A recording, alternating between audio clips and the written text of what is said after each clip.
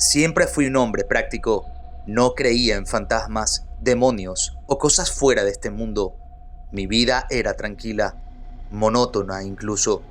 Y mi único compañero era Saúl, mi gato de ojos dorados, que parecía entender cada palabra que le decía. Lo adopté de la calle, sucio y hambriento, pero en poco tiempo se convirtió en mi sombra y poco a poco en mi peor pesadilla. Saúl murió apenas hace 3 semanas. No fue un accidente ni una enfermedad evidente. Simplemente lo encontré tendido en el suelo, rígido, con los ojos abiertos mirando el techo. Me quedé congelado. ¿Cómo podía estar muerto? Estaba perfectamente bien la noche anterior. Fue muy doloroso para mí. Era mi única compañía. Lo enterré en el jardín trasero, debajo de un viejo roble, el lugar donde solía pasar horas tumbado tomando el sol. Cavé la tumba con mis propias manos, asegurándome de que estuviera tan profunda que ningún animal silvestre pudiese profanarlo. Cuando lo cubrí con tierra, de pronto sentí un nudo en el pecho, como si algo estuviera fuera de lugar, pero de momento lo ignoré, aunque esa noche todo comenzó. El primer maullido fue suave, casi imperceptible. Era tarde y me encontraba acostado, luchando para dormir.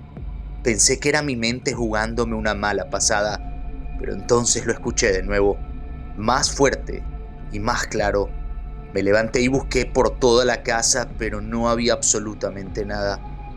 ¿Acaso era Saúl o mi mente jugándome una mala pasada? Al día siguiente encontré algo que me heló la sangre. Sus juguetes, los que había guardado en una caja, estaban esparcidos por la sala. Sabía que los había guardado. Cerré la caja de nuevo y la puse en un armario.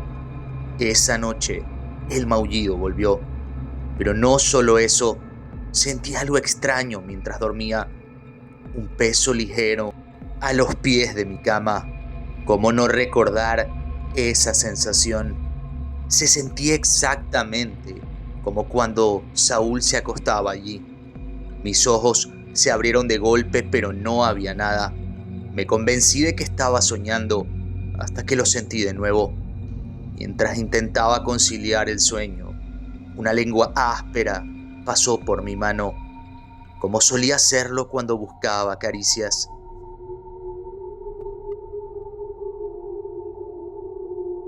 ¿Cómo era posible? Saúl estaba enterrado. Me senté de golpe, jadeando, y revisé la habitación con la linterna de mi celular. Estaba vacío, pero el aire era pesado, casi irresistible. Había un olor extraño, una mezcla de tierra mojada y carne en descomposición. Los días pasaron y las cosas solo empeoraron. Empecé a escuchar sus pasos por la casa. Eran ligeros, rápidos, como si estuviera corriendo de un lado al otro. Las luces parpadeaban y a veces por el rabillo del ojo creía ver una sombra negra moviéndose. Era Saúl. Tenía que serlo. Una tarde me encontraba almorzando, con la sensación de que Saúl merodeaba por la casa. Los maullidos cada vez eran más intensos. Algunas veces provenían de la habitación, otras tantas del patio trasero, justo donde lo había enterrado. Quería que se detenga, pero era imposible. Intentaba calmar mis pensamientos, pero lo que estaba viviendo me tenía aterrado. De pronto, escuché un intenso sonido en la cocina.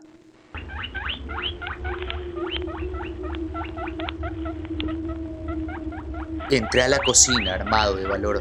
Ahí, en el piso de la cocina, había una rata totalmente desmembrada. Tomé la escoba, empecé a barrer el desastre, hasta que de pronto lo miré. Estaba parado frente a la puerta, lleno de lodo, mirándome fijamente con sus penetrantes ojos color dorado.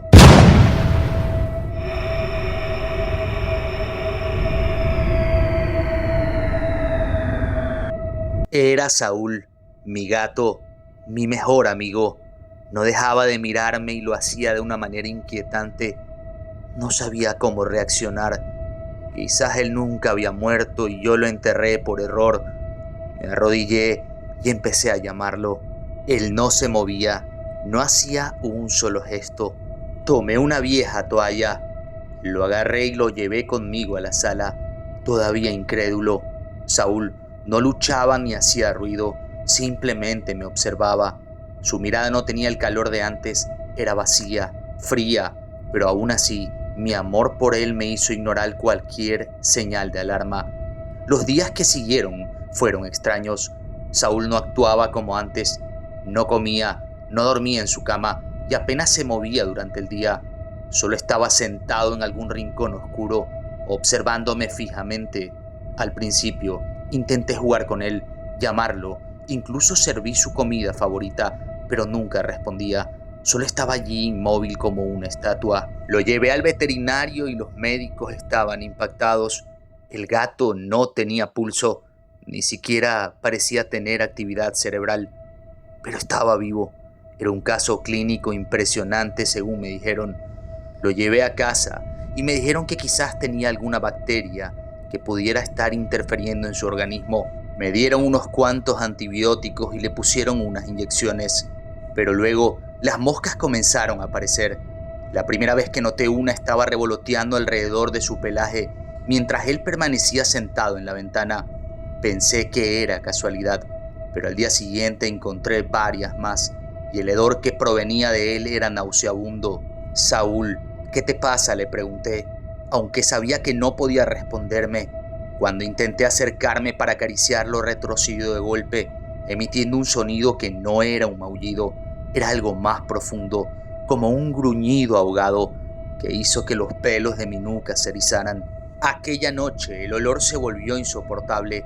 Era un hedor acre, como carne podrida mezclada con tierra mojada. Revisé la casa pensando que algún animal había muerto en las paredes o en el sótano, pero yo sabía que el olor provenía de Saúl. Quería encontrar cualquier excusa para no aceptar que al parecer mi gato había regresado de su propia muerte. Noté que su pelaje comenzaba a caerse en mechones, dejando al descubierto parches de piel grisácea y agrietada. Mi estómago se revolvió. Intenté levantarlo, pero su cuerpo se sentía extraño, como si estuviera lleno de líquido, blando y pesado. Sus ojos me miraron y por primera vez vi algo más que el vacío en ellos. Esa misma noche el comportamiento de Saúl se volvió más agresivo. Se movía por la casa sin hacer ruido, apareciendo en lugares imposibles. Incluso lo vi sobre el armario de mi habitación, con la cabeza torcida en un ángulo que ningún ser vivo podría lograr. Luego volvió a maullar. Lo hacía constantemente y me seguía por toda la casa. Empecé a sentir desespero y me encerré en mi habitación. Al día siguiente, Saúl no estaba en ninguna parte de la casa. Rastros de pelaje y carne en descomposición y huellas lodosas estaban por todo el lugar, pero no sabía dónde estaba Saúl. La verdad es que sentí un poco de alivio. Alguna parte mía quería que nunca más regresara. Algo vino a mi mente, el lugar donde lo había enterrado. ¿Por qué no se me ocurrió revisar desde el primer día? No tenía sentido. Yo sé que lo había enterrado muy profundo, así que cuando llegué al lugar, algo me llamó la atención. La tierra no había sido escarbada. Era imposible que Saúl se hubiese desenterrado. Estaba intacta, tal cual como la dejé. Tomé una pala y me dispuse a escarbar. A medida que paleaba, un olor putrefacto emergía de la tierra, hasta que di con la sábana fría en la que lo había enterrado. Estaba totalmente vacía. Empecé a trastornarme y a no entender qué era lo que sucedía. Si Saúl había escapado de su propio entierro, ¿cómo era posible que la tierra no hubiera estado escarbada? Y peor aún, porque las sábanas seguían en el mismo lugar. Empecé a sentirme como que estaba perdiendo la cabeza. Regresé a casa y lo encontré de nuevo en la cocina, de pie sobre el fregadero, lamiendo algo. Me acerqué con temor. Vi que sus patas estaban cubiertas de un líquido oscuro, viscoso. El charco se extendía bajo él. Ya no lo quería en casa. Tomé una escoba y empecé a espantarlo. Se puso furioso y empezó a gruñirme. Por fin lo espanté de la casa. No quería que regresara. Pasó toda la tarde maullando, insistiendo en que lo dejara entrar. Pero yo no iba a permitirlo. Decidí irme a dormir temprano esa noche, pero a las pocas horas me desperté con rasguños en la piel, marcas que no podía explicar. La mañana siguiente tomé una decisión. Puse un plato de comida para traer a Saúl. Por algún motivo, durante un par de días no aparecía, hasta que por fin, una mañana lo escuché maullando fuera de la puerta de la cocina. Él quería entrar. Me armé de valor. Tomé a Saúl mientras estaba acostado en la sala. Él intentaba aruñarme, pero yo sabía que tenía que hacer. Cavé una nueva tumba, más profunda que la anterior.